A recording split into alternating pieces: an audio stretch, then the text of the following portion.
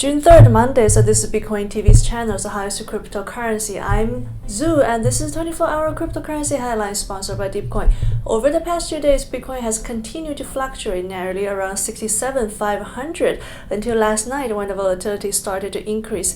After several failed attempts, it finally broke through 68,000 this morning. As of 10 a.m. Beijing time, Bitcoin has risen slightly by 0.68% in the past 24 hours, reaching 68,247. Ethereum has continued to fluctuate between 3,700 and 3,800 over the past 2 days. At 10 a.m. today, the price is at 3,799, down 0.82% in the past 24 hours. Overall, the market is still observing when the SEC will officially approve the Ethereum spot ETF for listing. In terms of news, there will be two main key factors affecting the price trend this week. The first is the latest non-farm payroll employment data to be released by the U.S. Department of Labor on Friday, May 7th. If the result deviates significantly from the expectations, it could lead to a significant volatile market. The second is the announcement of interest rate decisions by European Central Bank, with the European and Canadian Central Bank scheduled to announce their latest interest rate decisions on the 5th and 6th of this week, respectively. The market expects both central banks to cut rates by 25 basis points each to boost the sluggish economy. Last week, exchanges had a net outflow of 49,700 bitcoins, which calculated at a Bitcoin price of 68,000 at the time amounted to an outflow of 3.38 billion in assets over 2 days. The reason for this is firstly, it was close to the end of the month's delivery date, and a large number of bullish options did not actually reach their expectations, so delivery was the way to maximize profits, resulting in the withdrawal of bitcoins from exchanges for delivery. Second, it was the release of the number of jobless claims and core PCE data on Thursday and Friday, which stimulated Bitcoin's volatility to some extent. Additionally, the net inflow of funds into the Bitcoin spot ETF was 48.8 million for 2 consecutive days last week. Judging from the net inflow of funds at that time, it was not due to the influx of off-exchange funds forming buying power. Therefore, do not be overly formal and think that a large net outflow indicates a phenomenon of hoarding coins. Rather, it was caused by news and options delivery. Recently, the data for the largest stablecoin USDT has been very stable, and the previous issuance seems to have no place to use. However, it's not ideal to issue and redeem immediately. Thus, over the past 7 days, the market has seen a clear excess of stablecoin funds. USDT's market cap slightly increased from 111.9 billion to 112.1 billion, an increase about 200 million. Although we often say that on-exchange funds are sufficient to drive Bitcoin's rise, now it seems that the funds are enough, but investors' desire to buy is not very strong. USDC's market cap decreased from 32.65 billion to 32.35 billion, a decrease of 300 million over 7 days. Overall, it shows that about 100 million existing funds are fleeing the market. Currently, it's a typical exiting market game. Funds are waiting for news and favorable factors while also fearing and dreading a decline. Please like and follow us, and we'll help you sort out the news in the cryptocurrency, blockchain, and mining industry that are closest to money. So Sister Wood made a big noise in 2020 and 2021, even being hyped as the female version of Buffett at that time due to the relatively low interest rate set by the Federal Reserve and the surging risk appetite among retail investors. Wood concentrated her bets on highly speculative technology companies, reaping huge returns. However, in the bear market of 2022, ARK's flagship fund plunged 67%. Its assets shrank significantly, so Wood fell from being a star in the investment world to a dim light. In order to salvage her reputation in the investment community, Wood set her sights on Ethereum. At the time when the SEC had not yet approved a Bitcoin spot ETF, Wood had already started preparing for the first Ethereum ETF. Again, just having gotten to know some of the researchers at the SEC over time, I've been impressed that they really do want to learn from us. He did, and they directed him to FASB, and he did a very good thing for Bitcoin in terms of now it is not considered an intangible asset, and there will be mark to market, so much healthier treatment. So, I think they've been. I think they've been forthcoming in their interest in understanding both Bitcoin and Ether. However, Cathie Wood has recently made a 180-degree change in his attitude towards Ethereum. According to the SE form submitted to the US SEC on May 31, the original ARK 21 shares Ethereum ETF has been renamed ARK 21 shares Core Ethereum ETF, and ARK Invest will no longer work with ARK 21 shares to launch this highly anticipated product.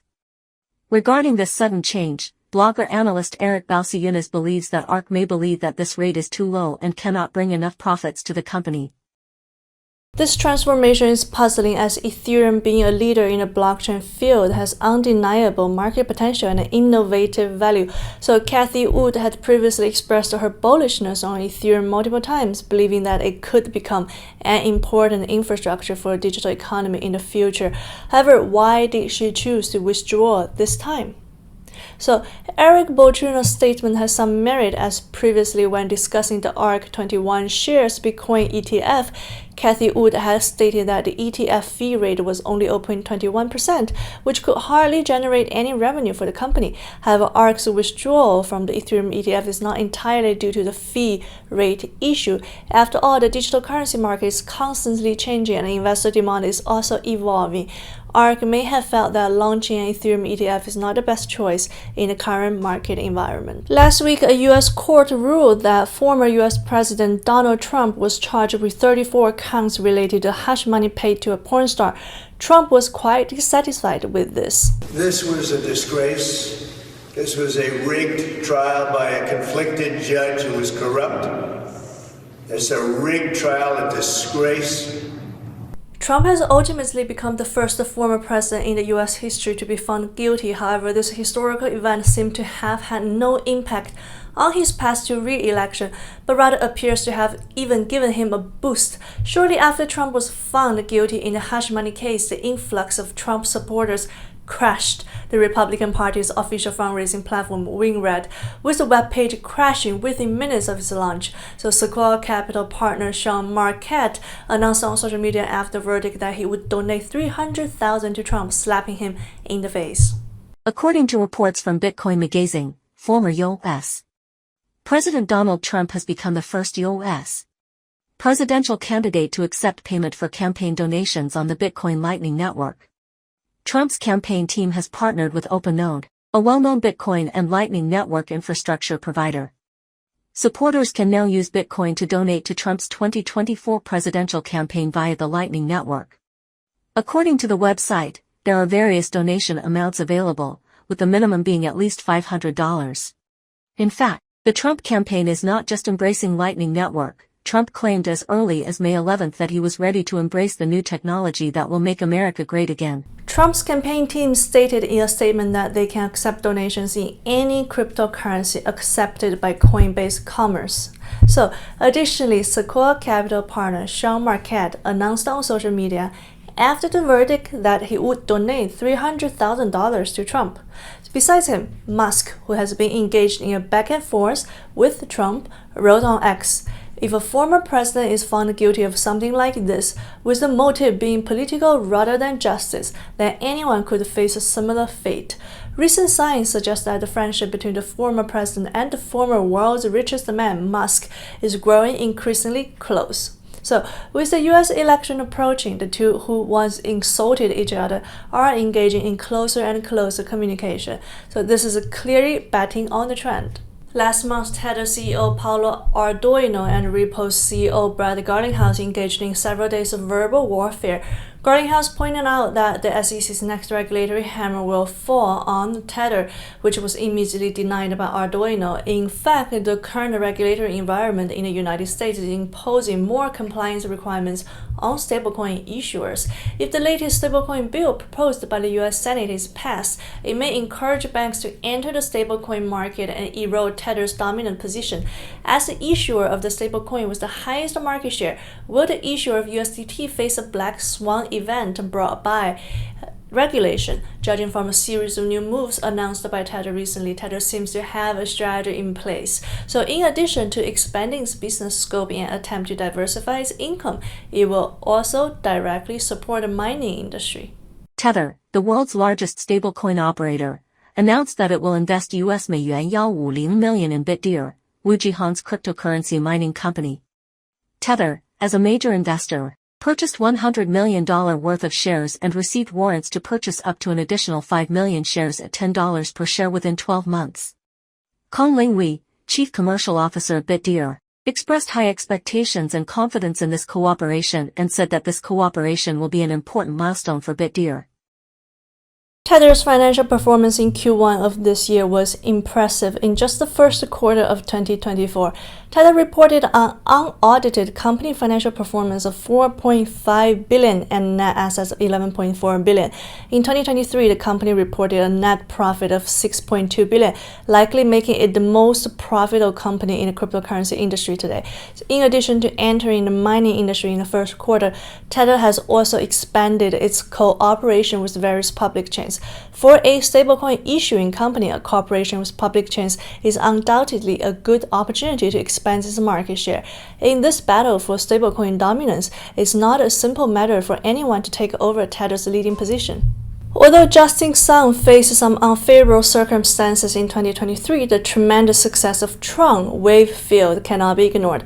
Wayfield has circulated market value of over 100 billion and millions of users, which is enough to prove its market propositions and influence. In this first quarter of last year, the personal adjustment of Huobi HTX and the lawsuit from the US SEC brought Justin Sun considerable public pressure. Fortunately, the SEC's action was mainly aimed at the entire crypto industry, not Justin Sun personally. So later, with the successive imprisonment of SBF and CZ Zhao, Justin Sun became the only remaining crypto tycoon. In the complaint, the SEC detailed how Sun had his employee conduct over 60,000 virtual TRX transactions between two crypto asset trading platform accounts to artificially inflate TRX trading volume and illegally profit by more than 31 million. Justin Sun and his team did not choose to sit still. The Tron Foundation, BitTorrent Foundation, and BitTorrent's predecessor, Rainberry Company, led by Justin Sun, jointly filed a motion to dismiss the lawsuit with the US SEC, boldly questioning the SEC's jurisdiction, and claiming that the SEC's accusations lacked facts. In accordance with, emphasizing that the Tron protocol was developed in Singapore, the initial ICO of the TRX token was also conducted overseas and was not targeted at the US market or investors. I think after, Binance and Coinbase get charged by SEC, we become the small potato and nobody even notice anymore, right? So, but of course, I think we respect SEC and we hopefully eventually we can reach some of the agreements with them eventually. In the eyes of the US SEC, there are no minor players. As long as profits can be made, no one is spared from the regulatory machine gun. This legal battle will undoubtedly become a major case in the history of cryptocurrencies. It not only concerns the future fate of Sun, Justin, and Tron, but will also impact a wider range of cryptocurrency issuers, further restricting or expanding the SEC jurisdiction over overseas entities. It's expected that the judge will make a final decision on this case by September of this year. However, the SEC regulation may now be just a facet, as many projects are becoming bolder and bolder, and the SEC should really reflect on why no one is listening to them. Is it because your approach is too extreme, or are you overreaching? According to the Federal Reserve's official website, as of May 28, the Federal Reserve's balance sheet was $7.284 trillion, compared with $7.362 trillion at the end of April, and the Federal Reserve reduced its balance sheet by $78.1 billion in May. The balance of Bitcoin miners fell from about 1.84 million BTC at the beginning of 2023 to nearly 1.8 million BTC in May 2024. This reduction indicates that miners have increased their selling to cover operating costs, and the reduction in block rewards after the halving may exacerbate this situation. Google Trends statistics show that Nigeria has become the country most interested in Bitcoin, and El Salvador is second. Regions with low security levels, low bank penetration, and a high proportion of millennials are more likely to adopt Bitcoin as a trusted means of storing value and convenient payment. Market data show that as of June 1st, Uniswap's front-end transaction fees exceeded $35 million. It has increased by $5 million in the past 10 days. Market data shows that the transaction volume of Ethereum's on-chain DEX on June 1st was $2.085 billion, ranking first. Solana ranked second with $546.57 million, and BSC ranked third with $344.67 million. So we want to tell you a counterintuitive. Okay, 6.1再来一下吧。We want to tell you a counterintuitive truth, so your real change, your real growth, and all comes from your realization during the low points and times of suffering. Your entire cognition, mindset, and personality will change. The low point is when you can't make money, when you are denied what you want, when you feel anxiety and depression, when your self-conscious is repeatedly destroyed, when your efforts are completely in vain, even when your relatives and friends look down on you. But as long as you truly endure this low point, you will surely be reborn like a phoenix. Just like a poem says, as if the spring breeze comes overnight, 1,000 trees burst into pear blossoms.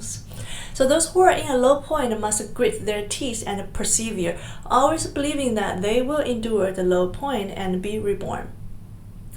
So, okay, that's the main content of today's program. Our channel focuses on curating valuable news in the cryptocurrency, blockchain, and mining industry, including news and in-depth special reports. If you find our channel valuable, please share it, follow it, and you can also become a member. Let's get rich slowly together and add a zero to our assets during the bull market. See you tomorrow.